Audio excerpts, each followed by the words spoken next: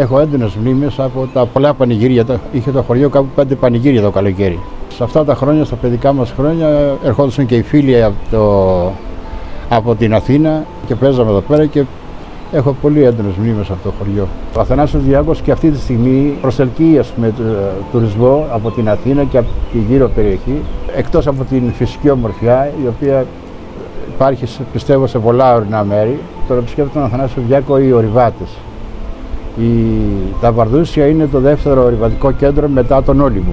Κατά τη διάρκεια του χειμώνα έρχονται αρκετές σχολές ορειβατών, ανθρώπων που ασχολούνται με το ελεύθερο σκι και την ορειβαστρία, την αναρρίχηση. Έχει το ποτάμι που περνάει μέσα από το χωριό, που είναι ένας χώρος που συγκεντρώνει τον ενδιαφέρον των τουριστών.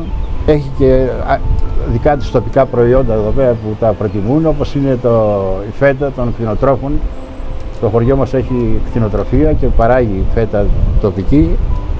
Και τα κρέατα στα καταστήματα είναι αγνά και είναι από την περιοχή μας εδώ πέρα και όλα αυτά μαζί προσελκύουν, τον ενδιαφέρον των επισκεπτών.